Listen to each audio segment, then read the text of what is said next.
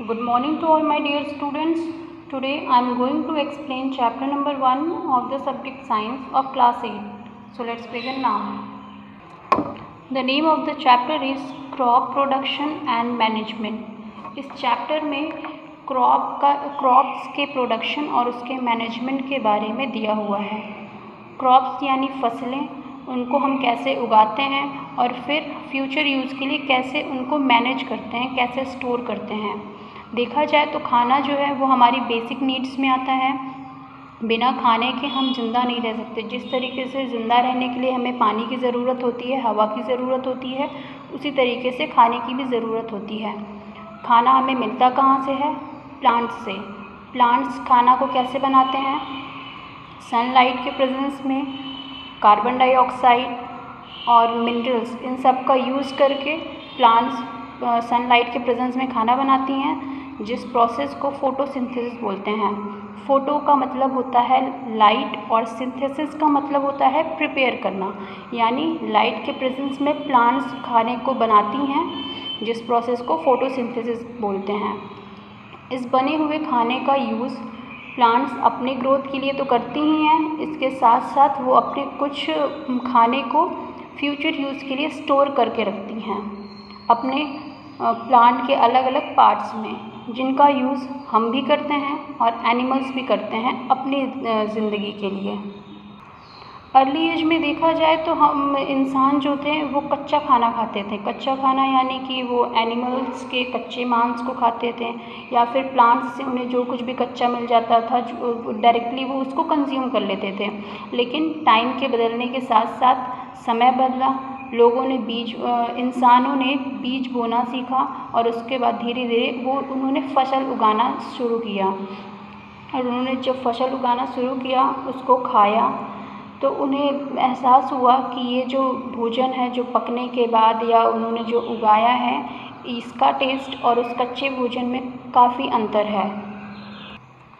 एक बात तो क्लियर है कि हम सबको जीने के लिए खाने की ज़रूरत होगी, और इतनी बड़ी पॉपुलेशन को खाना खिलाना आसान काम नहीं है। इसलिए क्रॉप्स का प्रोडक्शन करने के साथ साथ उनका प्रॉपर मैनेजमेंट, यानी कि उनको प्रॉपर स्टोर किया जाए जिससे कि वो ख़राब ना हो, सड़े नहीं, या फिर उन्हें जानवर खा ना जाएं, इन सब का ध्यान रखना बहुत ज़रूरी हो जाता है। और हमें इतना सारा अनाज मिलता कहाँ से है?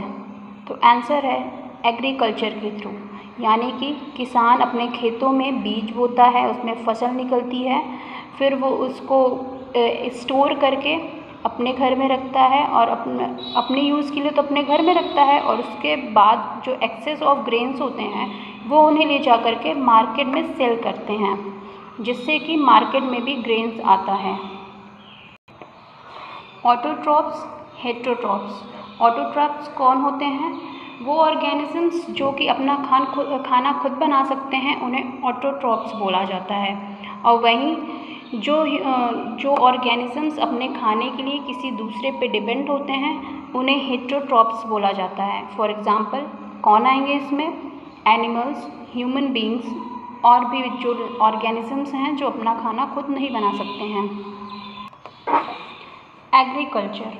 एग्रीकल्चर एक लैटिन वर्ड, दो लैटिन वर्ड से मिलकर बना हुआ है, एग्री प्लस कल्चर। एग्री मतलब होता है फील्ड और कल्चर यानी कल्टीवेशन, मतलब कि खेत में चीज़ों को उगाना एग्रीकल्चर कहलाता है। और अब तक हम ये तो समझ ही चुके हैं कि इतनी बड़ी जनसंख्या का पेट भरना एग्रीकल्चर के थ्रू ही पॉसिबल है। Crops and their growing patterns, यानी फसल और उन्हें उगाने का तरीका। सभी प्लांट्स, सभी क्रॉप्स की अलग अलग रिक्वायरमेंट होती हैं।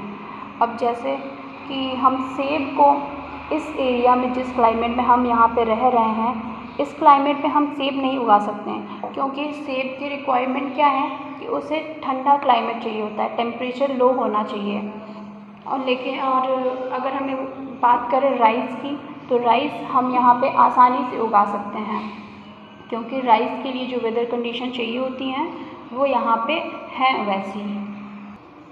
ऐसे पौधे जो एक समय में एक ही स्थान पे बड़ी मात्रा में उगाए जाते हैं उन्हें क्रॉप यानी फसल कहते हैं।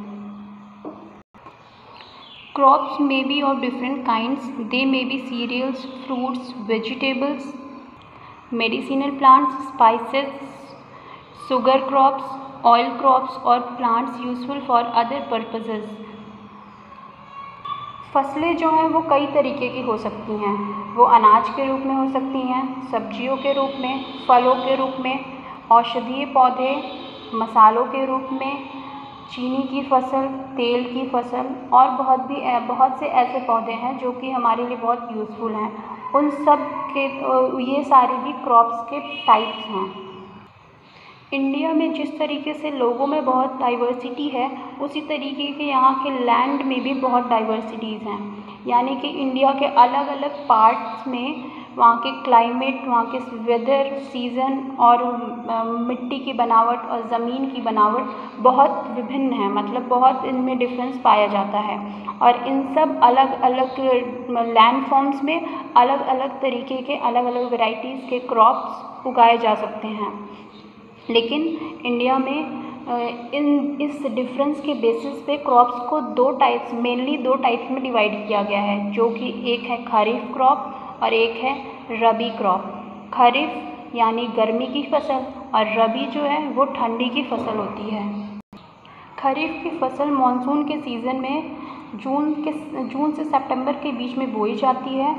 इन्हें बहुत सारे पानी की आवश्यकता होती है। इसके एग्जाम्पल्स हैं पैडी, सोयाबीन, मेज़ यानी मक्का, मूंगफली, रुई एट्सेट्रा। खरीफ क्रॉप जो हैं वो अक्टूबर से मार्च के बीच में बोई जाती हैं और इसके एग्जाम्पल्स हैं पीज़ यानी मटर, लीन सीड्स और भी बहुत सारे रबी क्रॉप्स हैं जो कि इस सीज़न में बोए जाते हैं। रबी की जो क्रॉप्स होती हैं इन्हें पानी की ज़रूरत कमी होती है, इसीलिए ये इस सीज़न में आसानी से बोए जाते हैं और आसानी से उगते हैं। अच्छी फसल उगाने के लिए उसका एक प्रॉपर सीक्वेंस होता है, उसके स्टेप्स का। अगर फार्मर इन स्टेप्स को फॉलो करे तो उसकी जो फसल है वो बहुत ही अच्छी होगी और बड़ी मात्रा में होगी। खेती करने का जो एक सीक्वेंस है उसका फर्स्ट स्टेप होता है प्रिपरेशन ऑफ सॉइल, यानी कि पहले मिट्टी को तैयार करना। सेकंड होता है sowing and selection of seeds, यानी कि बीजों को चुनना और उनको बोना। थर्ड है मैन्यूरिंग, मतलब कि उसमें समय समय पर खाद देना। फोर्थ इरिगेशन, उनकी सिंचाई करना। फिफ्थ प्रोटेक्शन फ्रॉम वीड्स, यानी कि वीड्स वो प्लांट्स होते हैं जो कि हमारी फसल के साथ साथ उगते हैं, जो कि अनवांटेड होते हैं, मतलब हमें उनकी आवश्यकता नहीं होती है लेकिन फिर भी वो हमारे क्रॉप के साथ उगते हैं, तो उनको वहाँ से हटाना। हार्वेस्टिंग, थ्रेसिंग एंड विनोइंग, और उसके बाद जब फसल को काटने के बाद उनकी थ्रेशिंग करना, उन्हें विनोइंग यानी उनमें से जो कचड़े होते हैं उनको अलग करना। और लास्ट स्टेप होता है स्टोरेज, यानी हमारी क्रॉप अच्छे से उग तो गई, वो अच्छी फसल हो गई, उनको हमने साफ़ भी कर लिया हार्वेस्टिंग के बाद। अब लास्ट स्टेज आता है उनको प्रॉपर स्टोर करने का। प्रिपरेशन ऑफ सॉइल, अब हम मिट्टी को कैसे तैयार करेंगे। एक फसल बोने के बाद उसमें बहुत सारे कचड़े भी होते हैं, मिट्टियों में गुलथियाँ आ जाती हैं, बड़े बड़े पत्थर जैसा बन जाता है, तो उन सब को हम प्लोइंग के थ्रू यानी जुताई करके मिट्टी को एक जैसा बनाते हैं।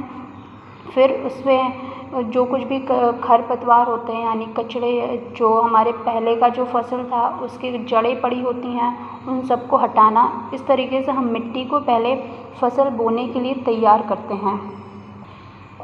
Sowing and selection of seeds, यानी अब बारी आती है बीजों के चुनाव की, यानी हम उन बीजों को चुनें जो ज़्यादा से ज़्यादा फसल दे सके हमें, और अच्छे बीज को सेलेक्ट करके फिर टाइम आता है उन्हें खेत में बोने का। सीड्स को सो करने टाइम हमें ये ध्यान में रखना होता है कि बीज ऐसा ना हो कि एक ही जगह पे 3-4 बीज पड़ जाएं या फिर ज़्यादा बीज एक ही जगह हो जाएं। तो ऐसे में क्या होता है, प्लांट की जो क्वालिटी होती है वो कमज़ोर हो जाती है। प्लांट्स जो हैं वो प्रॉपर अच्छे से उग नहीं पाते हैं, और अगर प्लांट्स अच्छे से उगेंगे नहीं तो हमारी फसल भी अच्छी नहीं होगी। मेथड्स ऑफ सोइंग, यानी कि बीज बोने के तरीके। बीज बोने का एक तरीका है ब्रॉडकास्टिंग। ब्रॉडकास्टिंग में क्या करते हैं, किसान जो होते हैं वो अपने हाथ से ही बीज को छिड़क करके बोते हैं।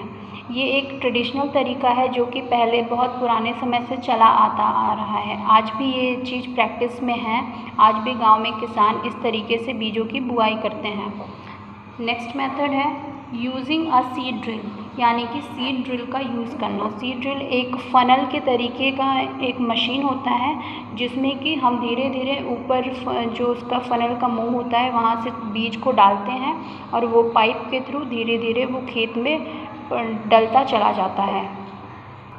सीड ड्रिल में एक ऐसा सिस्टम होता है जो कि बीजों के डिस्टेंस को और उनकी डेप्थ को, मतलब मिट्टी के अंदर उन्हें कितना अंदर जाना चाहिए, उसको मेंटेन रखता है।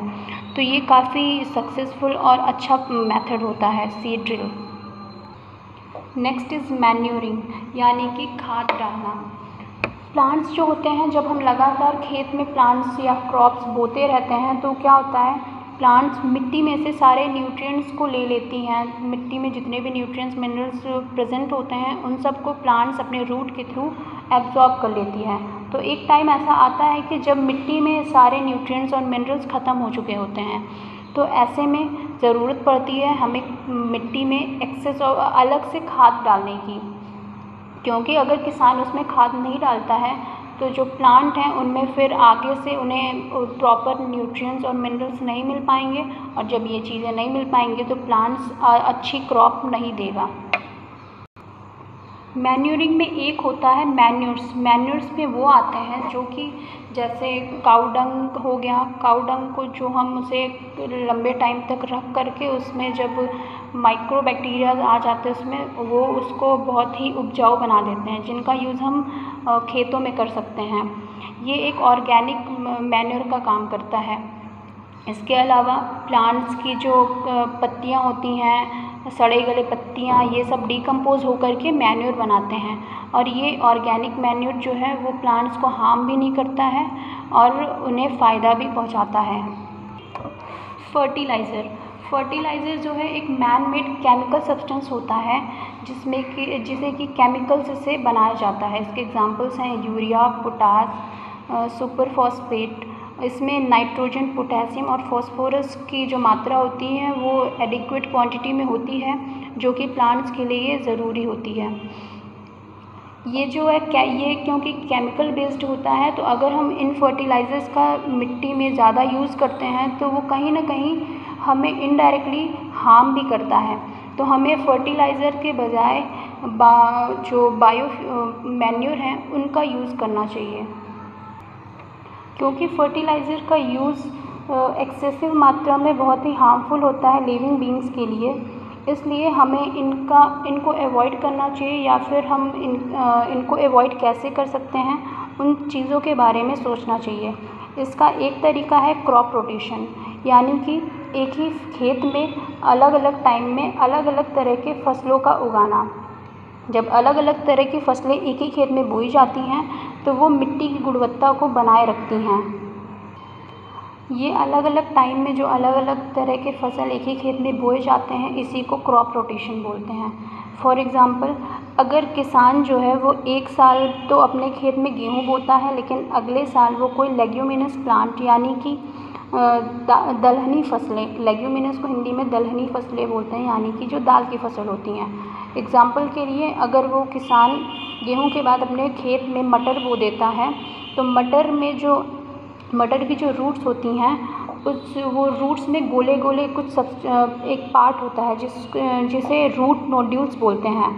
इस रूट नोड्यूल में राइजोबियम बैक्टीरिया पाया जाता है, और ये बैक्टीरिया जो है वो एटमॉस्फेयर के नाइट्रोजन को नाइट्रेट्स में कन्वर्ट करने की क्षमता रखता है, जिससे कि मिट्टी में नाइट्रोजन की मात्रा बढ़ती है, नाइट्रेट्स की मात्रा बढ़ती है, जो प्लांट्स के लिए बहुत ही यूज़फुल होता है और ये मिट्टी की गुणवत्ता को भी बढ़ाता है। एटमॉस्फेरिक नाइट्रोजन को नाइट्रेट्स में बदलने का जो प्रोसेस होता है, इसे नाइट्रोजन फिक्सेशन बोलते हैं। इसके अलावा मिट्टी की गुणवत्ता बनाए रखने के लिए एक दूसरा तरीका है मिक्स्ड क्रॉपिंग, यानी कि एक ही खेत में एक ही टाइम पे दो या दो से ज़्यादा फसलें उगाना। फॉर एग्ज़ाम्पल वीट और पैडी की फसलें जो हैं वो दलहनी फसलों के साथ उगाई जाती हैं, यानी कि लेग्यूमिनस प्लांट्स के साथ वीट या पैडी की फसल भी बोई जाती हैं, जिससे क्या होता है मिट्टी की गुणवत्ता बनी रहती है। और इसके अतिरिक्त हम फर्टिलाइज़र का तो यूज़ करते ही हैं टाइम टू टाइम, जिससे कि मिट्टी की गुणवत्ता बनी रहे और फार्मर्स को अच्छी फसलें मिलती रहें। So that's all for today. Rest of the chapter I will continue in next video. Thank you so much.